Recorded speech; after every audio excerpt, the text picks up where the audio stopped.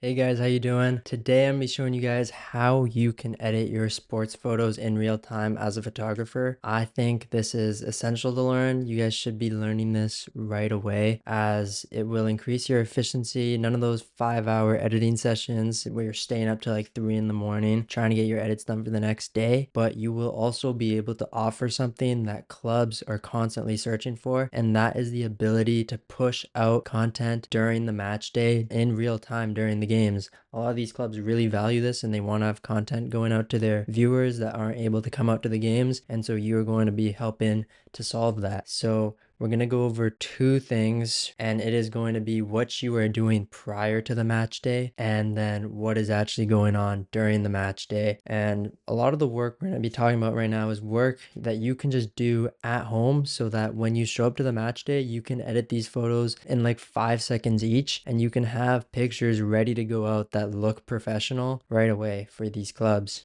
So first things first, we are going to be talking about what you're doing before the actual match day, and that is really just creating the match day presets. So we're going to select the first photo. This is just a raw, unedited photo we have here. And I'm going to be showing you guys the settings that you can copy and paste, and we will move from there. So these are what presets are. They're just settings that you copy and you can paste onto any image. And what you really do is you're applying any preset you want and you're making little adjustments to make the image look much cleaner. And so I'm going to be taking you through little edits that I make, showing you guys how I can edit in real time. Boom.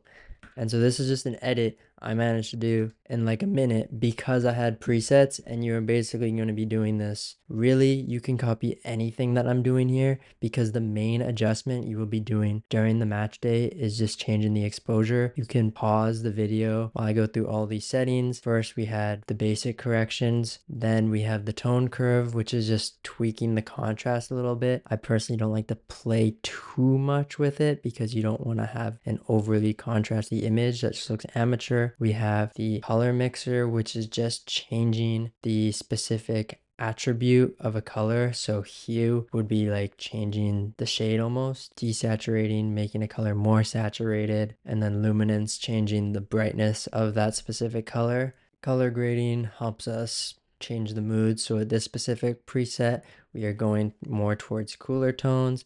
Again, you don't want to change it too much, like you don't want to drag something all the way out here. We're not really doing much with detail, although you can apply denoise to your images. If you do apply the AI denoise, I would apply somewhere between 15 to like 35 at the high end. I personally don't like to do more than that. Next, with some effects, you can play around with grain. On this preset, we personally don't have much, but if you were to add grain, I would keep it between 20 and 40. Again, not really wanting to push it above 40 because then it kind of feels like a bit too much. And then calibration, which is changing how red, green, and blue are really perceived, I should say. So these are just kind of more minor tweaks to give you more of a unique look. And then we have two masks that I use on essentially all my photos: a subject mask and a linear gradient. A background mask I don't really tend to use for my sports photos, so you can add that if you want, just not really necessary. For the subject mask, what we really want to do is make the subject pop a little bit more. So something I do on a lot of my photos is increase the shadows a little bit to see a little bit more of the player. And we're also adding texture and clarity just to make the subject pop more. Just something that looks good to me. Again, you don't want to overdo it to the point where you're making the player look fake. If you're bumping your clarity up to 100, I would just recommend deleting Lightroom. And then a linear gradient is just a little extra something that I use to help guide the eyes more towards the subject. So as you can see, the ground's a little bit brighter. Now we just darken it a little bit. You can tweak this ever so slightly. You don't want to lower it too much where you can notice it like that. So just a little bit where even though you may notice it, as the viewer, you are not going to notice that that was done. It's just something to help guide the eyes. And this is something, a quick edit that we did to one of our pictures prior. So when you're learning how to use a camera, your first paid gig, you should not be editing in real time. So usually you practice and you have pictures where you can apply a preset, and then I will show you guys how you can save this so that you can use this on your match day. So what you're going to want to do is you're going to want to click the plus to presets and click create preset. Now we're going to call this match day 1. You can select your masking as I do. I also usually select my denoise, and we're not gonna touch transform and we're not gonna touch remove, but we will have everything else selected. Group, we can create a new group and we can call this match day presets and click create. And so now in your preset section on the left side, you can see match day presets, the folder you created, and you have match day 1. So if we go and we take photos and we import them and we go to a photo, look at this photo I just took on the match day. This is a raw photo and I want to edit it quickly. What do? Just apply match day 1, bring up the exposure, come here, move the linear gradient to actually fit the image. Take the crop on Instagram. We crop to 4:5 when they're posted on the feed. And when you're cropping vertical for like stories